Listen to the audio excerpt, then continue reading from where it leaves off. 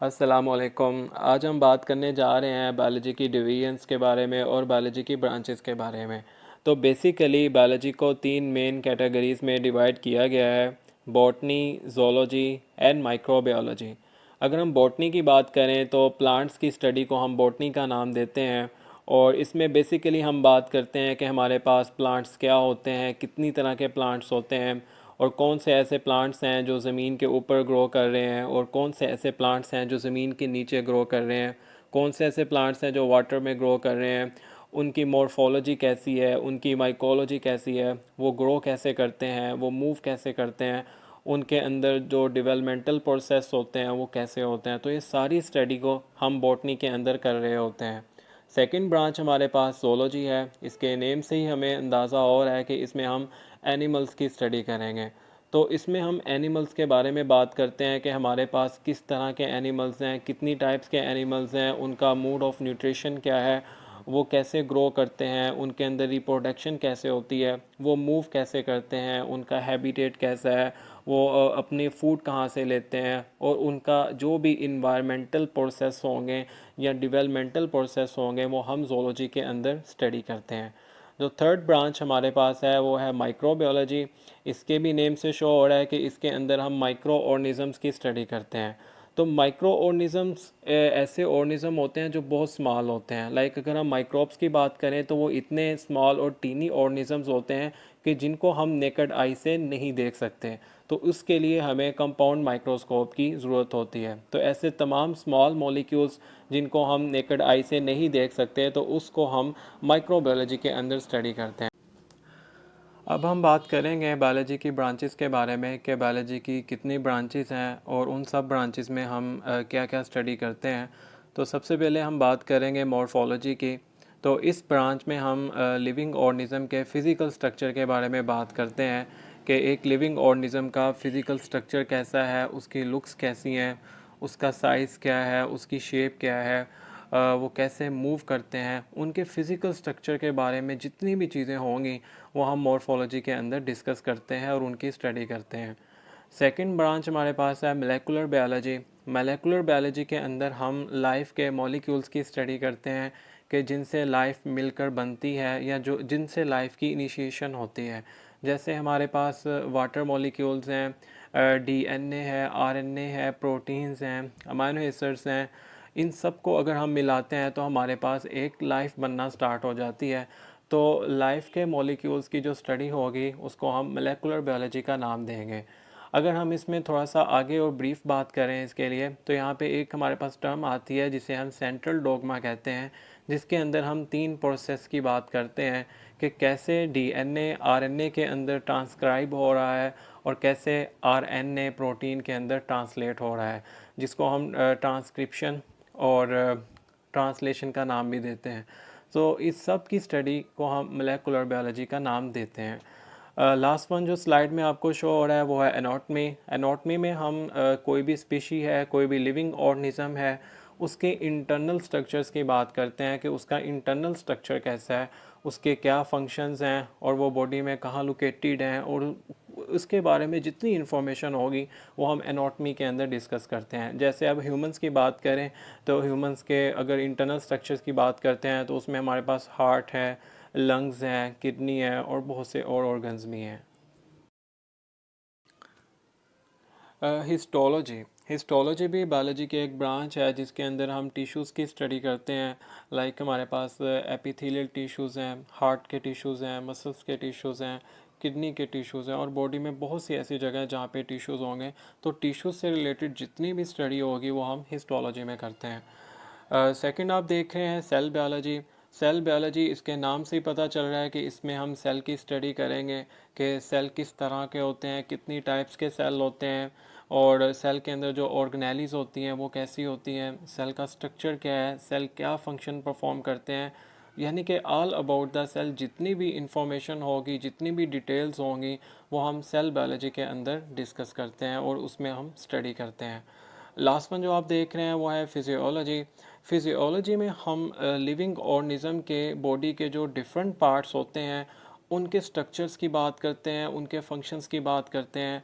For example हमारी body, अगर हम ह्यूमंस की एग्ज़ाम्पल लें तो हमारी बॉडी में अगर हम ब्रेन है तो ब्रेन का क्या फंक्शन है, हमारी आइज़ हैं, आइज़ का क्या फंक्शन है, हमारे पास लंग्स हैं, हार्ट है, किडनी है, इन सब के क्या फंक्शंस हैं। तो इन सब की फंक्शनिंग को जब हम स्टडी करना चाहते हैं तो हम बायोलॉजी की जो ब्रांच है जिसमें हम स्टडी करते हैं वो है फिजियोलॉजी। जेनेटिक्स में हम बात करते हैं जीन्स की, और इन जीन्स का इनहेरिटेंस के अंदर क्या रोल होता है उसकी हम बात करते हैं। इनहेरिटेंस बेसिकली क्या होता है कि कैसे एक करेक्टर एक जनरेशन से दूसरी जनरेशन में कन्वर्ट हो रहा है, ट्रांसमिट हो रहा है। तो इस सारे प्रोसेस को हम इनहेरिटेंस का नाम देते हैं।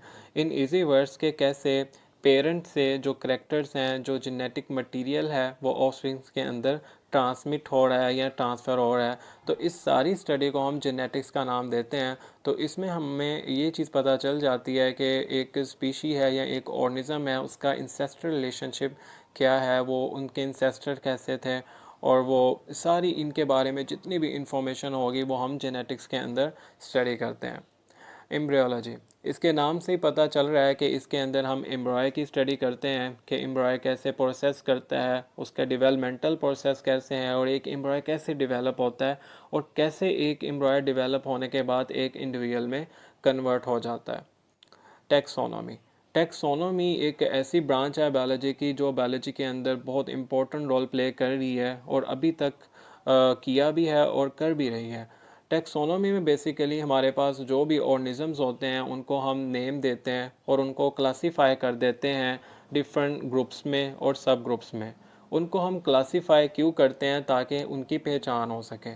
और किस बेसिस पे हम उसको क्लासीफाई करते हैं, जस्ट उनकी फ़िज़िकल अपीयरेंस की बेस पे हम उनको क्लासीफाई नहीं करते, बल्कि हम उनके मोलेकुलर डाटा को देखते हैं, उनकी जेनेटिक्स को देखते हैं, उनका इंसेस्ट्रल रिलेशनशिप देखते हैं, और बहुत से ऐसे फैक्टर्स हैं उनकी बेस पे हम इनको ग्रुप्स और सब ग्रुप्स में क्लासीफाई कर देते हैं। तो यहाँ पे इस मिसकंसेप्शन को आपने ख़त्म करना है कि सिर्फ फिजिकल अपीयरेंस को देखते हुए किसी भी ऑर्गेनिजम्स को डिफरेंट टाइप्स के ग्रुप्स में डिवाइड नहीं किया जाता, बल्कि बहुत से फैक्टर्स होते हैं, उनमें उनके मोलेकुलर डाटा को भी देखा जाता है, उनके इंसेस्ट्रल रिलेशनशिप को भी देखा जाता है।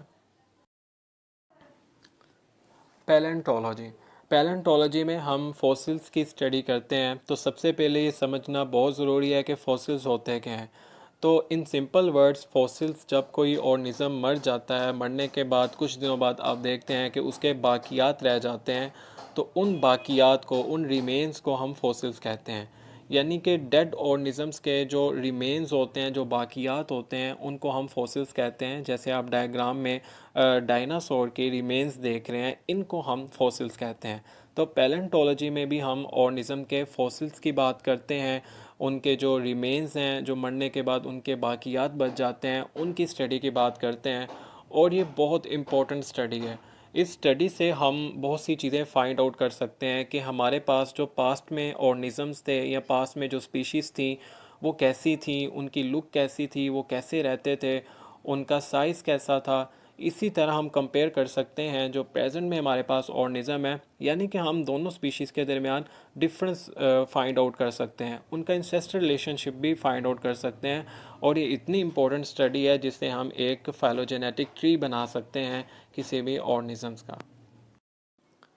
और इन्वायरमेंटल बायोलॉजी में हम ये स्टडी करते हैं कि एक ऑर्गेनिज्म का उसके इन्वायरमेंट के साथ कैसा रिलेशनशिप है, कैसा इंटरेक्शन है, और वो कैसे उस इन्वायरमेंट के साथ रह रहा है, कैसे वो इन्वायरमेंट उसके लिए सूटेबल है या नहीं है। अगर इन्वायरमेंट के अंदर चेंजिंग आ रही है तो ऑर्गेनिज्म का उसके ऊपर क्या इम्पेक्ट पड़ रहा है, क्या ऑर्गेनिजम्स के ऊपर इन्वायरमेंट के चेंज होने से कुछ चेंजिंग आ रही है, तो वो कैसी चेंजिंग आ रही है, क्या वो डाइवर्स चेंजिंग आ रही है या ड्रास्टिक चेंजिंग आ रही है, या उन चेंजिंग का ऑर्गेनिज्म को कोई बेनिफिट हो रहा है या डिसएडवांटेज हो रहा है। तो इन सब की स्टडी को हम इन्वायरमेंटल बायोलॉजी में करते हैं। सोशियोबायोलॉजी, इसके अंदर हम एनिमल्स के सोशल बिहेवियर्स की बात करते हैं कि एक इन्वायरमेंट में, एक हैबिटेट में जो एनिमल रह रहा है, उसी इन्वायरमेंट में, उसी हैबिटेट में रहने वाले दूसरे एनिमल्स के साथ उसका क्या रिलेशनशिप है, कैसा इंटरेक्शन है, वो कैसे उसके साथ सोशल बिहेव कर रहा है, उसका उसके साथ इंटरेक्शन कैसा है, क्या वो आपस में अच्छे से रह रहे हैं या वो फूड के लिए एक दूसरे को मार रहे हैं। उनका आपस में जो बेसिक रिलेशनशिप होगा उसको हम इस ब्रांच में स्टडी करते हैं। पैरासाइटोलॉजी। पैरासाइटोलॉजी में हम पैरासाइट्स की स्टडी करते हैं। तो यहाँ पे सबसे पहले हम समझेंगे कि पैरासाइट्स होते क्या हैं। पैरासाइट्स ऐसे ऑर्गेनिजम्स होते हैं जो लिविंग होस्ट के ऊपर रहते हैं, वहाँ पे शेल्टर लेते हैं और उनसे फूड लेते हैं, लेकिन इन रिटर्न में क्या करते हैं, उनको बहुत सा नुकसान पहुँचा के जाते हैं। आपको एक सिंपल और जनरल एग्जांपल से इस बात को समझाता हूँ कि जैसे मॉस्किटो है, अगर हमारी बॉडी के ऊपर बैठती है, वो हमसे क्या करेगी, शेल्टर भी ले लेगी और हमसे फूड भी ले लेगी। इन रिटर्न में क्या होगा, हमें बहुत सारी बीमारियां दे जाएगी। जैसे हमारे पास डेंगू मच्छर है, वो डेंगू कर देता है। इसी तरह मलेरिया का मच्छर है, वो हमें मलेरिया दे जाता है। तो ये ऐसे पैरासाइट्स होते हैं, ऐसे ऑर्गेनिज्म होते हैं जो हमसे अपना काम ले लेते हैं, हमसे फूड ले लेते हैं, लेकिन इन रिटर्न में क्या होता है कि हमें बहुत सी नुकसान पहुंचा के जाते हैं और बहुत सी बीमारियां दे जाते हैं। बायोटेक्नोलॉजी। बायोटेक्नोलॉजी इस टाइम सबसे ज़्यादा इमर्जिंग फील्ड है और बहुत सा काम इस पे हो रहा है और बहुत सी ऐसी प्रोडक्ट्स बनाई जा चुकी हैं जिससे ह्यूमंस को बहुत ज़्यादा फ़ायदा पहुंच रहा है और नेक्स्ट भी पहुंचता रहेगा। तो इसमें हम बेसिकली करते क्या हैं कि जो लिविंग ऑर्गेनिजम्स होते हैं उनको यूज़ करते हुए ऐसी प्रोडक्ट्स बनाते हैं जिससे ह्यूमंस को फ़ायदा पहुंचता है। जैसे हमने बहुत से जेनेटिकली मॉडिफाइड क्रॉप्स डेवलप कर दिए हैं जो हमें बेटर यील्ड देते हैं। इसी तरह हमने जेनेटिकली मॉडिफाइड ऑर्गेनिजम्स को डेवलप किया है, प्रोड्यूस किया है, जो हमें अच्छी यील्ड दे रहे हैं, अच्छा मिल्क दे रहे हैं, उनकी जो मीट क्वालिटी है वो बेटर हो गई है। इसी तरह बहुत सी मेडिसिन्स को डेवलप किया गया है, बहुत सी वैक्सीनेशन बनाई गई हैं जेनेटिकली मॉडिफाइड ऑर्गेनिज्म से और बायोटेक्नोलॉजी को यूज़ करते हुए, जेनेटिक इंजीनियरिंग को यूज़ करते हुए। फार्माकोलॉजी। फार्माकोलॉजी में हम ड्रग्स की स्टडी करते हैं कि ड्रग्स की मैन्युफैक्चरिंग कैसे होती है, ड्रग्स की केमिकल कंपोजिशन कैसी है, हम एक ड्रग को कैसे बना सकते हैं और उस ड्रग के अंदर क्या क्या कंपोनेंट यूज़ हो रहे हैं और उसको हम किन किन पर्पसेस के लिए यूज़ कर सकते हैं। यानी कि ड्रग्स के बारे में जितनी भी हम स्टडी करते हैं वो हम फार्माकोलॉजी में स्टडी करते हैं। इम्यूनोलॉजी, इसमें हम बॉडी के डिफेंस सिस्टम की बात करते हैं जिसे हम इम्यून सिस्टम कहते हैं। तो इम्यून सिस्टम बेसिकली हमारी बॉडी का डिफेंस सिस्टम होता है कि जब भी कोई पैथोजन, जब भी कोई माइक्रोब, जब भी कोई जरासीम हमारी बॉडी के अंदर इंटर होता है तो हमारा इम्यून सिस्टम उसके अगेंस्ट एक्टिव हो जाता है और बहुत सी एंटीबॉडीज़ बनाना शुरू कर देता है जो उस पैथोजन को किल कर देता है। तो ये ऐसा इम्यून सिस्टम का ये फंक्शन होता है कि हमारी बॉडी को पैथोजन से प्रोटेक्ट करता है और हमारी बॉडी को डिफेंड करता है उसके अगेंस्ट। तो इस सब की हम स्टडी को इम्यूनोलॉजी कहते हैं। लास्ट वन हमारे पास है एंटोमोलॉजी। एंटोमोलॉजी में हम इंसेक्ट्स की स्टडी करते हैं। वो बहुत से इंसेक्ट्स हो सकते हैं, डिफरेंट टाइप के इंसेक्ट्स हो सकते हैं। इंसेक्ट्स के बारे में बहुत सी इंफॉर्मेशन हो सकती है कि वो इंसेक्ट्स रहते कहाँ पे हैं, वो फूड कैसे लेते हैं, उनका फूड क्या है, उनका इन्वायरमेंट क्या है और वो इंसेक्ट्स का जो रिलेशनशिप है इंसेक्ट्स के साथ वो कैसा है, क्या वो बहुत पुराने इंसेक्ट्स हैं या नहीं हैं। तो इंसेक्ट्स के बारे में जितनी भी स्टडी होगी वो हम एंटोमोलॉजी में करेंगे। So this is all about the division and branches of biology. Thank you so much.